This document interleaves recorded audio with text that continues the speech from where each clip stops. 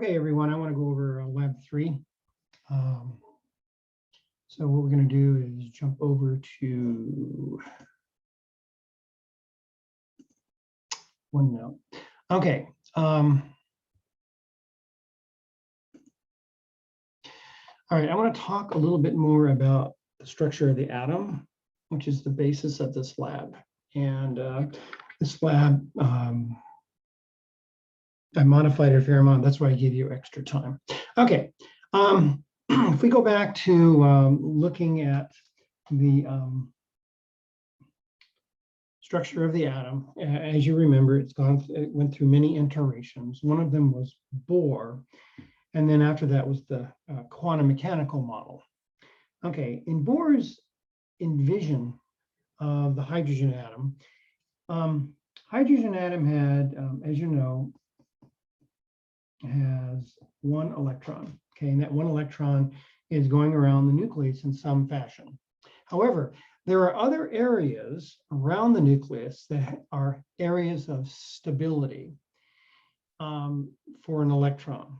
Okay, and those are called orbits. Now, when we get into quantum mechanics, it's going to be called an orbital. It's the same concept, though. So this electron can move between areas of stability.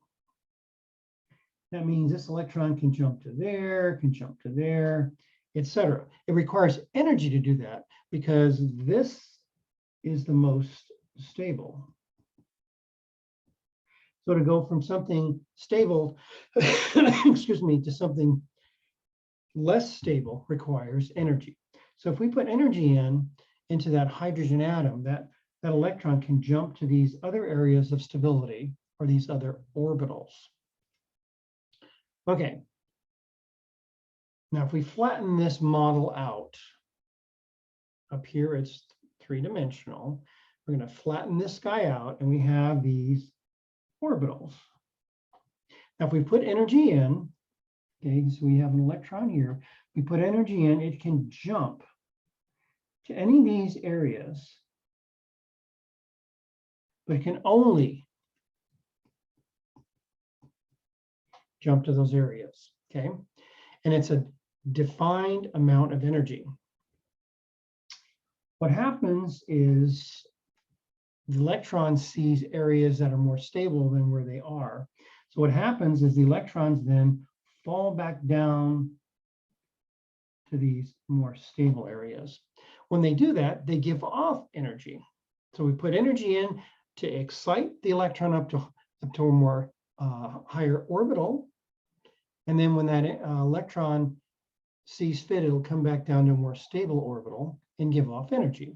And if the energy is in the visible spectrum, we'll see it. So with hydrogen has got the simplest set of orbitals. Hence, its combinations of jumping around are the simplest. Helium has 2 electrons. Neon has many. So the more electrons, the more combinations of jumps you can make. And each jump gives off energy as it returns back to its more stable state. And each time it jumps down, it gives off energy. And if the energy is in the visible spectrum, we can see it. Now, these are unique per element. So we can think of this as a fingerprint. So when we look at identifying elements, this is one of the ways we can identify an element by looking at its absorption. In fact, there's a technique called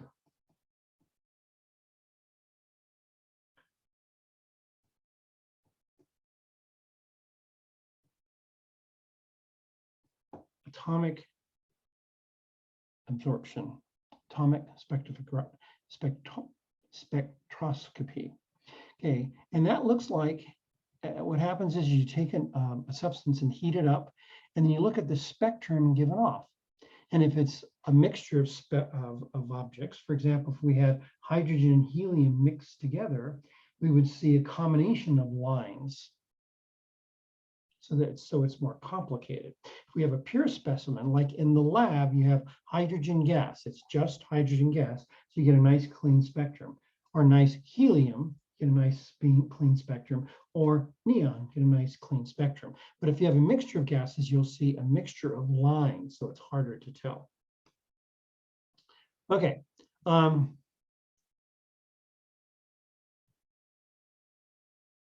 Now, notice up here, there are no lines. That's called a continuous spectrum or white light. That means there are no discrete bursts of energy being given off.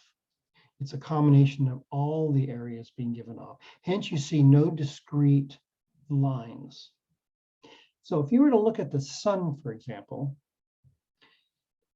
through clouds, you would see something that looks something like this. Okay, now for your lab.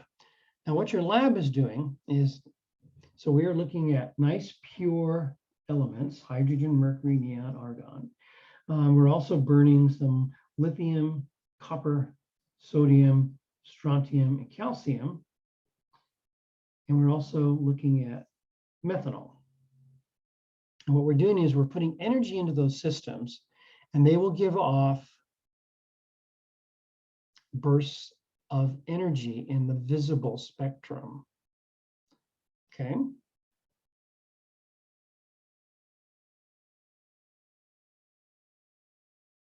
For example, when we take and burn sodium chloride, the sodium metal will give off a whole bunch of different lines. Most of them are in the yellow area, hence the color of the flame is yellow. So it's a very strong, sodium is very, very strong. In fact, when you burn stuff, frequently you have to burn off the sodium because it's such a strong test and it will mask other lines. But anyway, when just sodium is burned, you get this very, very strong yellow. So on your table, you would put down, now this is to your eyes. This is a subjective observation. Your lab partner may not see it as yellow. If, for example, if they have a genetic disorder or they're colorblind or something like that, they may see it as orange. It doesn't matter as long as it's consistent from observation to observation. So I see that, Tom Ferguson, as yellow. And we will put down the element is sodium, or you can write it out. And then as you go through the PowerPoint, you'll see examples of all these materials being burned. Now you have 4 unknowns you need to figure out. So you look at the unknown color, and you then match it back up to one of these guys. And these guys are mixtures. So you're gonna have a mixture of colors. Right here, excuse me, I want you to really focus on hydrogen gas line spectra. Right here. And then also want you to focus on neon one. And I want you to compare them.